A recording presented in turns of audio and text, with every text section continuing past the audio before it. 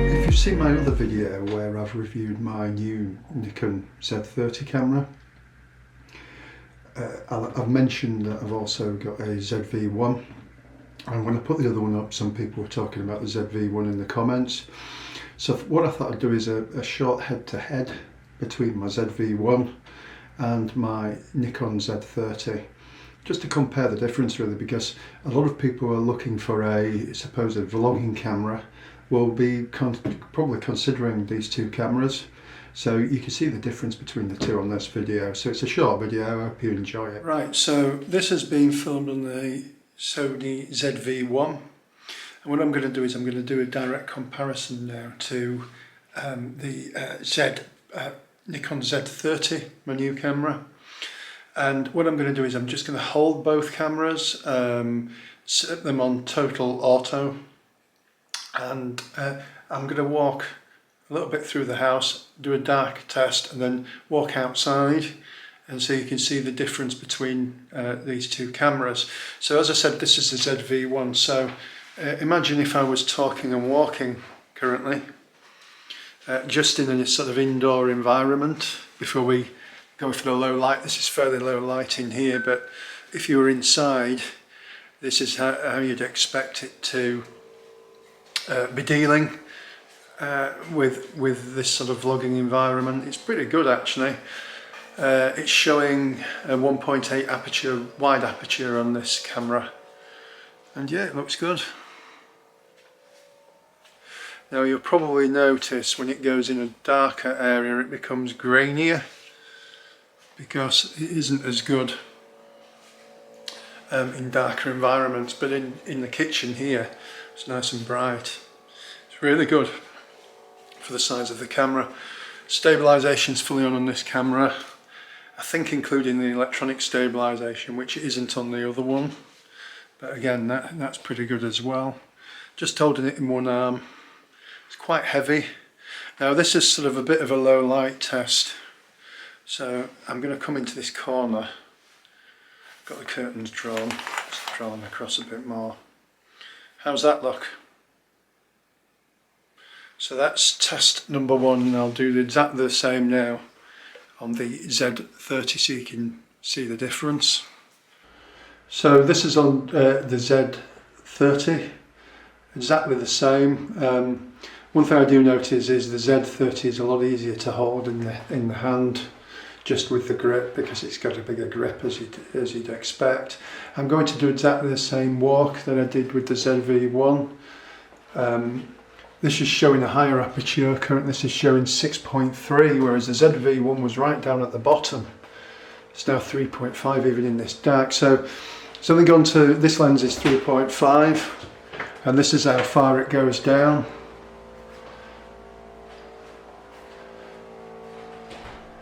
And you'll see, because of the bigger sensor on the camera,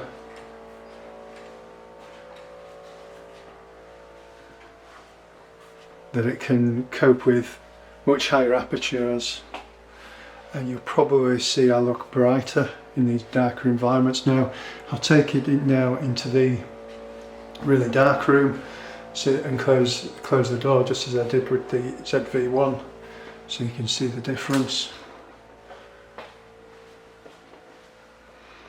And the stabilisation looks fine on this. Be interested to see how that compares directly to the ZV1. So we're now in the dark room, as we were before. Stand in this corner with the light away and close this curtain here. To me that looks a lot brighter on the monitor, and I think that's probably the main difference with these two cameras.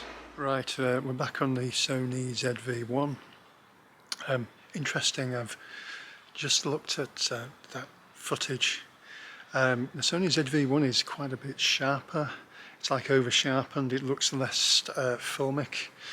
a lot more noise when I've zoomed in on the inside dark shots, so you probably won't notice as much of a difference in this environment I'm in now outside. They should both look very good, but as I say, the Sony is a lot sharper and makes my skin look really bad actually.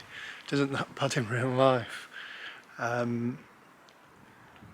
So yeah, that's interesting. But the noise when I was in the dark room was, there was a lot more noise on the Sony, as you'd expect from the smaller sensor. So let's walk up and down the garden a little bit. How's this doing? How's this looking?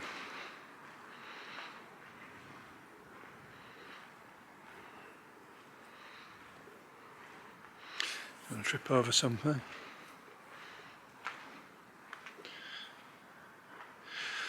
What we'll do is we'll turn it around as if we're filming when we're walking forward and look what the stabilisation looks like. Both these lenses are on the widest, but this Sony ZV1 does have the stick-on Ulanzi lens on it.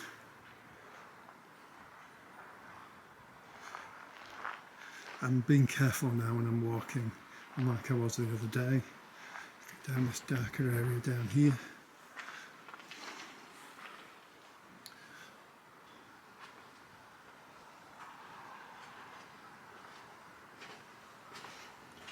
I've also noticed, I mean, the microphone on this camera is always thought to be very good, but actually it picks up more, I think, on the Nikon as well. Right, so here I am with the Nikon now.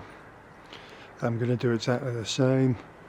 The Nikon is taking an f8 aperture at the moment, and it's trying to get its shutter speed down to 1/50th, which it seems to prefer.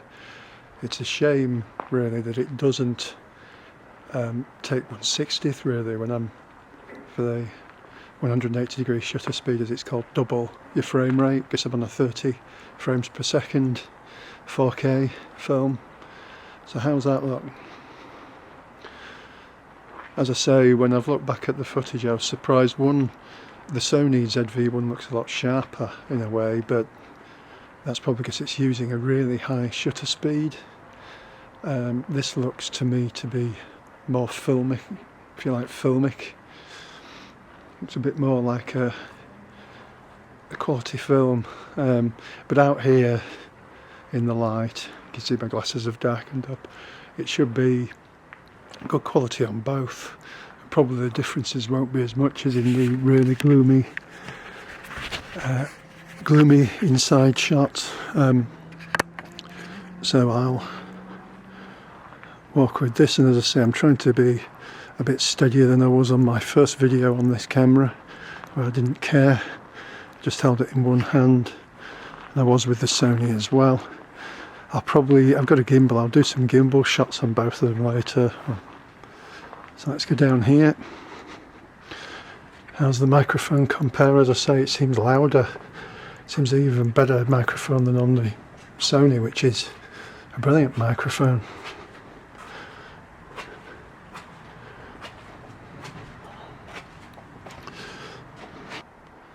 So this is the Nikon dynamic range test.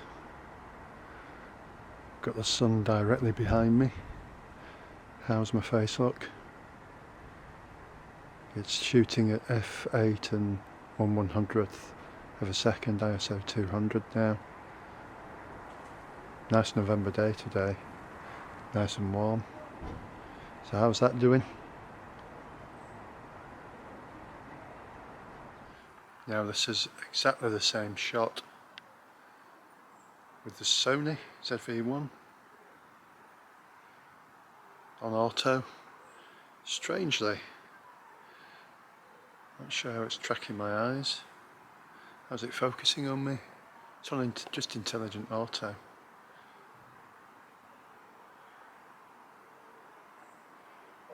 Not sure the dynamic range on that is as good, to be honest. Seems to be exposing for the sun behind.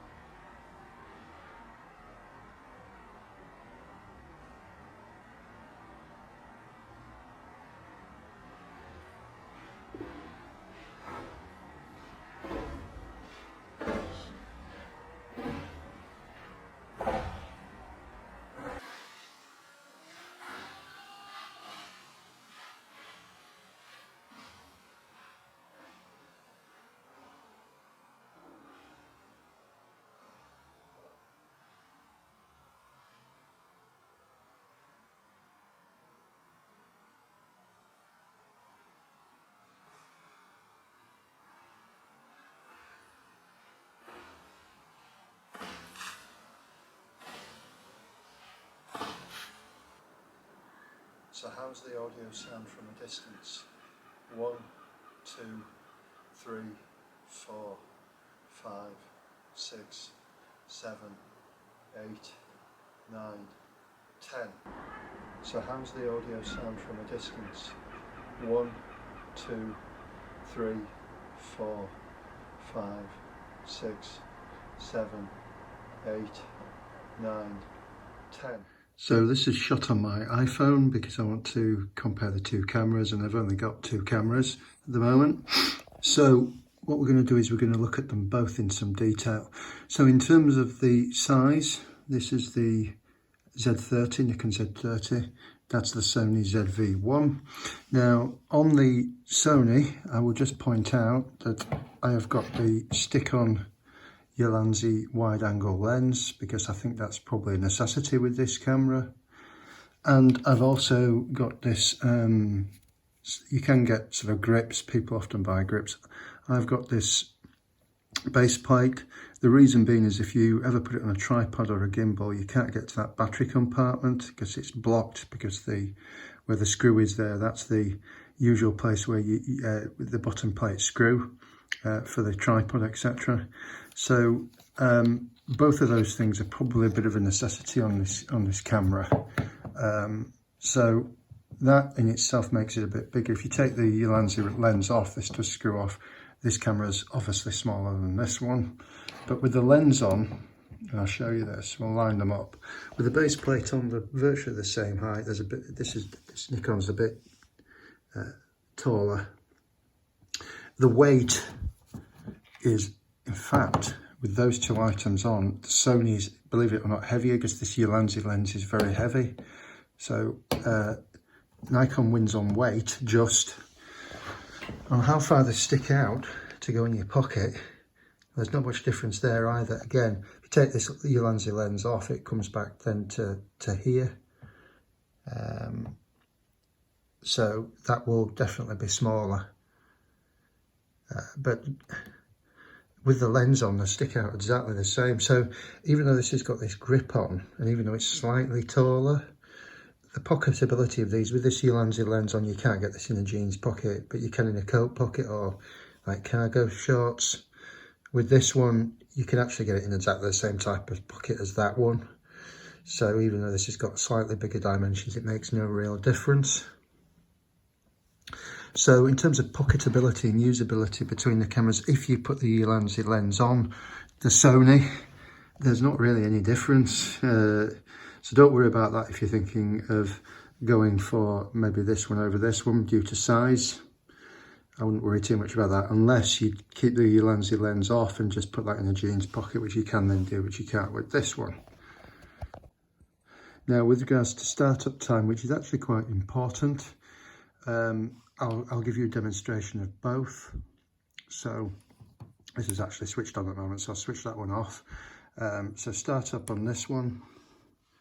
You see it's literally a second. Sorry, when I started it up out of sleep mode, it also launched the Nikon app on my phone, so unless I disable Bluetooth. So I won't do that again, but you can see basically the screen comes on immediately. And how you get the lens, and I'm trying to do this one hand, it's actually really easy. How you get the lens extended, you just got to extend it manually. There. So you can be up and shooting with this within literally 2 seconds, 3 seconds really, almost immediate. And that's really good, because when you're out, say, on holiday and you see something you want to take a picture of, any slow startup time is a bit of a disadvantage.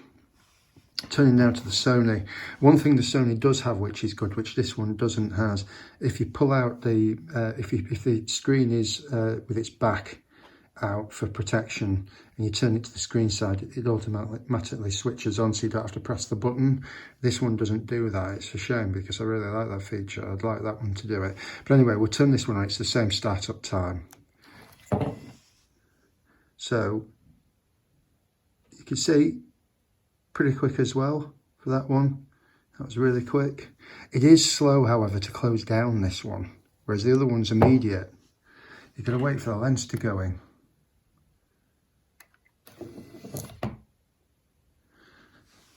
Whereas with this one, if you want to turn it off, I'm doing it with one hand, so it's difficult. You're done. So there's that one's quicker to pack away into your pocket. So they both start up very quick.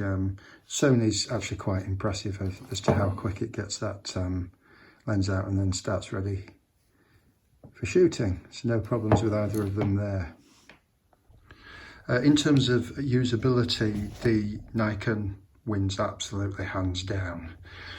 It's got this dial and it's very easy to use. I mainly just leave it on auto. You've got program, which is the usual, you get a bit more control. Shutter priority, interestingly, shutter priority does not work for some reason in movie mode, only in photographs. That's a bit of a shame. You've got to go onto manual if you want to use shutter priority in movie mode, aperture, manual. And these user defined modes, so I just basically have slow motion as user 1, 120 frames per second, 1080p as user 1. So I'm shooting normally or shooting on program or aperture priority. Oops, decide I want slow motion, 1 second. And the menus on this are really good. This is another story. It's all buttons really, even though there's a little sort of dial here. You're going to delve into Sony's very complex menus on this one.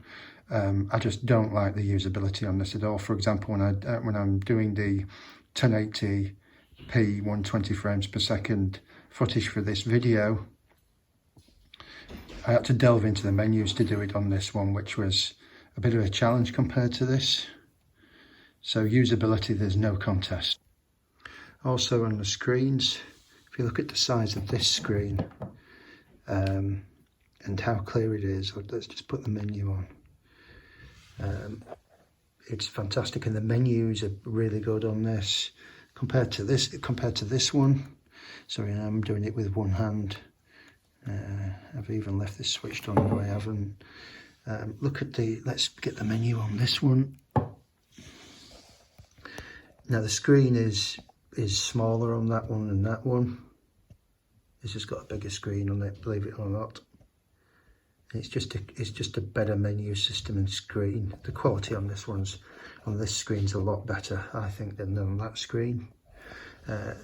Let's have a look at some footage to show you. So let's just see if we can get. And this one's fully touch sensitive as well.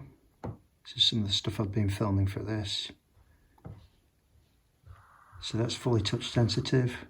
This screen isn't. So if we go on to this, look at this, you can't press this. Look how poor this is compared to that. And on this I can just press it and get it playing, look. This was, low res photo, sort of on here showing the video, and no, you can't press that, you've got to press these buttons here. And this is the same footage.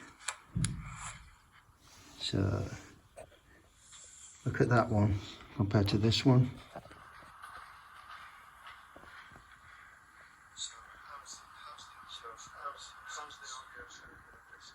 Yep. So this is a clear winner on the screen. And this one gets very clunky to use because you've got to use the menu buttons for everything compared to pressing on the screen. So this is a clear winner there as well. Ergonomics to hold. Again, this is a clear winner.